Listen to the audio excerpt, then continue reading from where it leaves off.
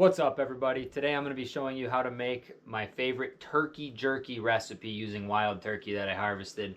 Obviously, step one for this is you need to harvest the turkey, okay? So you can use Tom's, or in this case, as you'll see here, I've got some Jake from State Farm. All right, this recipe does not discriminate. I took out about 8 pounds of turkey breast here, and we're going to be using this High Mountain Jerky Cure apple blend seasoning. In this, it has the cure and it has the seasoning, and I really like this blend, and I'll show you how to cook it up really good. We're going to do it in the smoker, but you can do it in the oven or the dehydrator.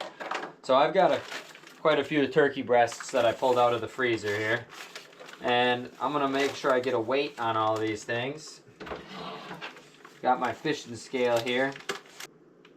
That is 6.7 pounds. I can't believe that I teach middle school, and of course it's 6.7 pounds right there. Goodness gracious. And then I'll have to do a little bit,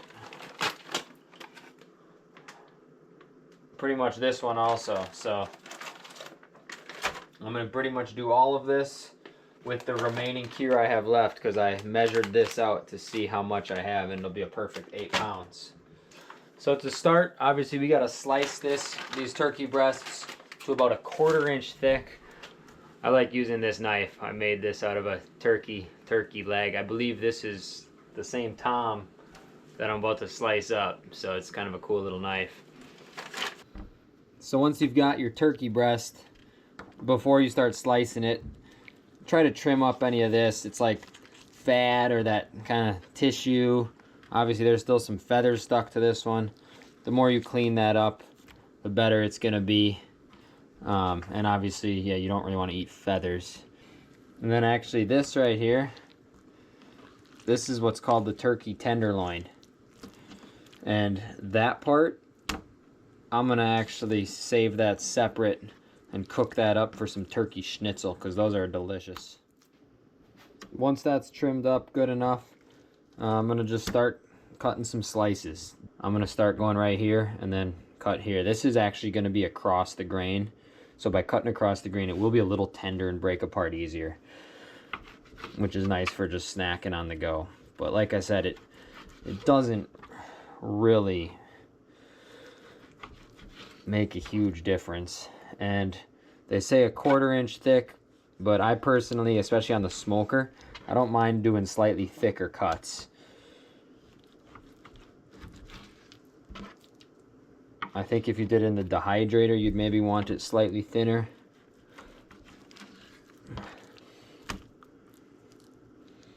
As I get to here, just so they're not super long, I'm going to kind of cut that in half.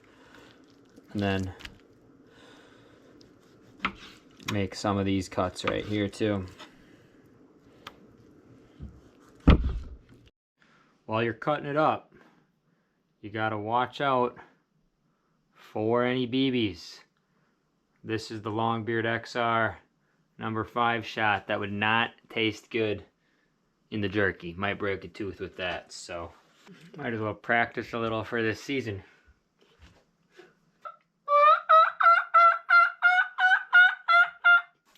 My wife upstairs probably absolutely loves that I'm a turkey hunter.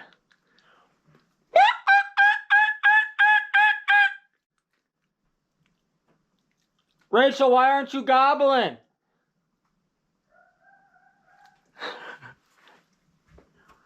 Anyways, once you get all the meat cut up, you're gonna mix the cream colored packet with the cream colored cure packet with the dark colored seasoning packet to the ratio. They do have, it's all laid out based on tablespoons and teaspoons, and they even send you this little shaker to mix it up and then use this to sprinkle it over. Because of the magnitude of this batch size, I'm not going to use that. I'm going to just put the cure. I already got the cure in here, and I know this is the perfect amount. I'm using the perfect amount of meat based on how much I had to use this up and make a giant batch. Whoa, don't breathe that in. Woo, smells good though. And I'm going to put the 2 in here, mix it up. Because I'm from the Midwest, We reuse things. This is a sherbet container my dad gave me full of chicken booyah. Now it's becoming a sprinkler for turkey jerky seasoning. And ideally, you want to have these laid out, you know, one layer to ensure that it's coated on all sides. But once again, I'm gonna just sprinkle it, and then I'm gonna kind of try to turn all of them over and just kind of mix it all around to save time. And then as I'm curing this in the fridge for a day or two, I'll turn it a couple times to make sure that all parts of the meat are covered. Zooming in on this here, you can kind of see what the goal is. At this point, I'm trying to turn most of it over and get each side. Once I know I have each side done, I'm going to put that right into the brine bucket. At this point, I have a small enough left that I could pour it into here and use the actual shaker to more precisely distribute it on the remaining pieces.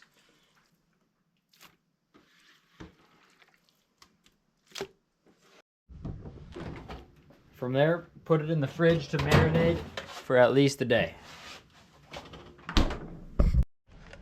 Alright guys, it has been 24 hours, actually a little more. So this is nice and marinated. That brine and that cure has penetrated the meat at the right amount. And now I'm getting the smoker set up.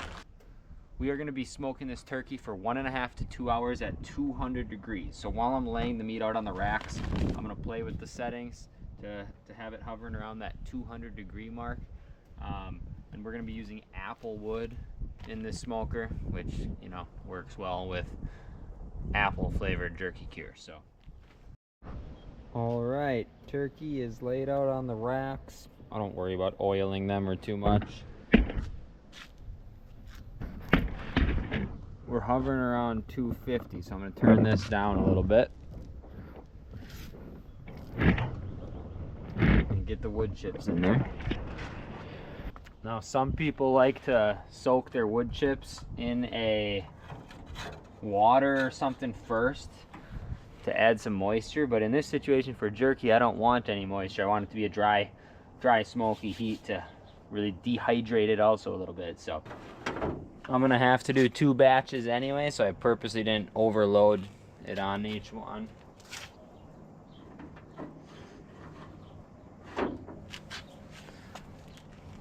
Yum yum.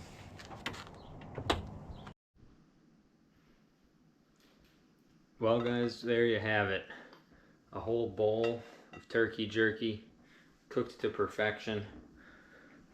Baby Reed's gonna enjoy this once he gets old enough. So I made a huge batch, and now I'm gonna put it back into some Ziploc bags and freeze that, which is gonna just be super convenient to take out on the go. Hope this video helped. Good luck this turkey season.